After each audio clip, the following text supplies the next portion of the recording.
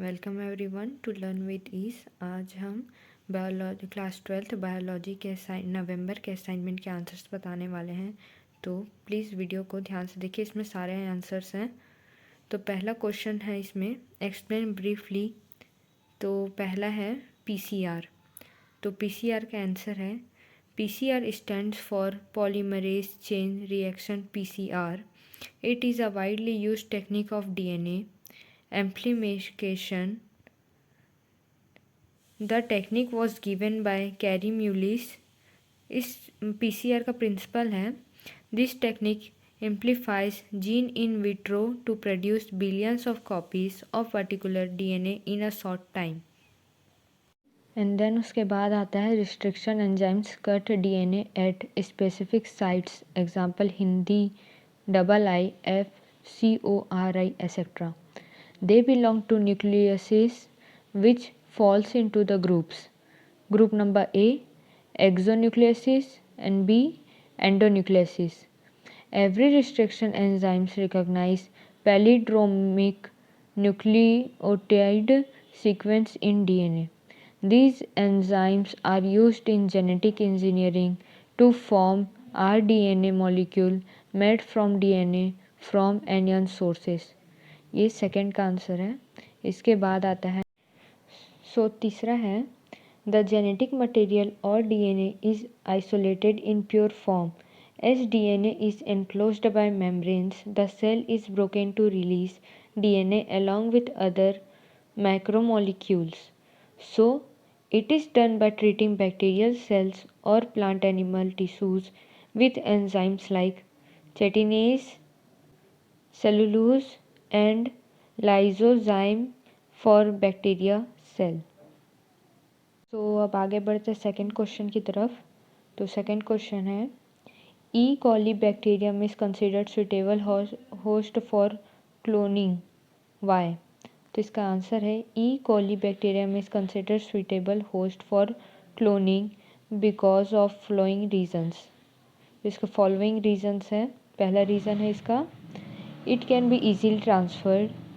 Second reason is functional restriction enzyme is absent. Third reason is it helps in recombination of DNA. And the fourth reason is the structure of its DNA is known. तो यहाँ पर ख़त्म होता है second का answer. अब हम third का आंसर करते हैं। अब हम अपने थर्ड क्वेश्चन पर आते हैं। थर्ड क्वेश्चन हमारा गिव रीजन्स है।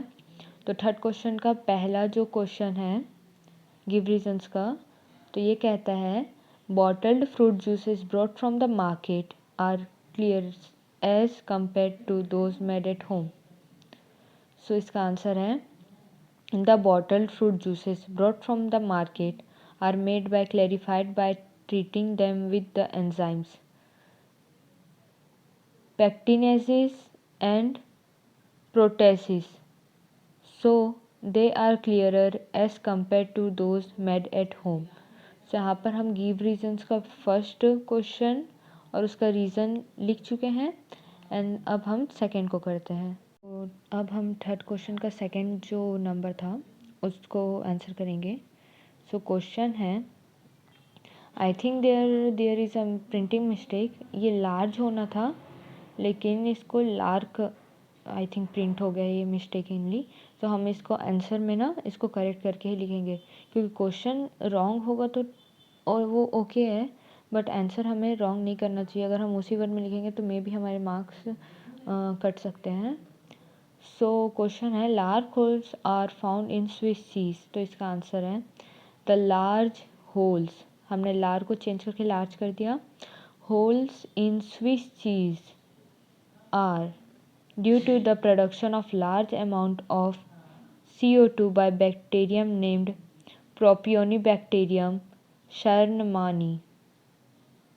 ये हमारा गिव रीजन्स का फर्स्ट एंड सेकेंड आंसर है। अब हम फोर्थ क्वेश्चन को आंसर करेंगे। तो अब बढ़ते हैं हम फोर्थ क्वेश्चन की ओर। फोर्थ क्वेश्चन में बोला गया है what is the bio fertilizers, explain with example. Answer है biofertilizers. The biofertilizers are nitrogen fixing microbes or fungi which enrich the soil with nutrients. So there are three major types of biofertilizers. First is bacterial biofertilizers, second is cyanobacterial fertilizers, and third is fungal biofertilizers. Examples of biofertilizers. First is nitrogen fixing symbiotic bacterial biofertilizer, Rhizobium in root nodule of leguminous plants. Second is nitrogen fixing symbiotic cyanobacterial fertilizers, Anabaena azole in azolla. Third is nitrogen fixing non symbiotic cyanobacterial fertilizers, Nostoc Anabaena. Fourth is mycorrhiza fungal biofertilizer, electrotrophic mycorrhiza and endotrophic mycorrhiza worm. सो यहाँ पर fourth का जो question and answer है वो ख़त्म होता है. सो अब हम फिफ्थ क्वेश्चन को देखते हैं. How can we say that bacteria are our friends, explain. So इसका आंसर है bacteria are our friends as they provide vital ecosystem services. They are important decomposers. They are also needed cycles. There are billions of bacteria inside the human intestines. They help digest food, make vitamins, and play other important roles. We also use bacteria in many other ways, including first, creating products such as ethanol and enzymes. Second, making drugs such as antibiotics and vaccines. Third is making biogas such as methane. Fourth is cleaning up oil spills and toxic wastes. Fifth is killing plant pests. Sixth is transferring normal genes to human cells in gene therapy. And seventh is fermenting foods. So अपना answer number 5 complete होता है. तो अब हम last question को देखते हैं. Question है what is recombinant DNA technology, discuss the mechanism of recombinant DNA technology. So answer है recombinant DNA technology is a technique that alters the phenotype of an entity host when a genetically modified vector is introduced and incorporated into the genome of the host. Mechanism of recombinant DNA technology involves the following steps. First step is isolation of desired gene or functional DNA segment. From the eukaryotic cell, desired DNA segment is isolated with the help of enzyme restriction endonucleases. Now, this segment of DNA is known as foreign DNA. Second is transfer of DNA segment from one organism to other. Plasmid is an extra chromosomal circular DNA found mostly in bacteria over and above the main genome. When bacteria multiplies along with the chromosomal DNA, these plasmids can be easily isolated from the bacterial cell. सो यह students answer number 6 ख़त्म होता है.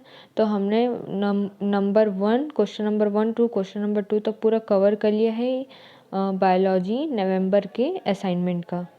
So if you like this video, अगर ये आपको help की है आपके असाइनमेंट्स पूरा करने पे, तो प्लीज़ एक लाइक कीजिएगा, सब्सक्राइब कीजिएगा एंड शेयर ज़रूर कीजिएगा.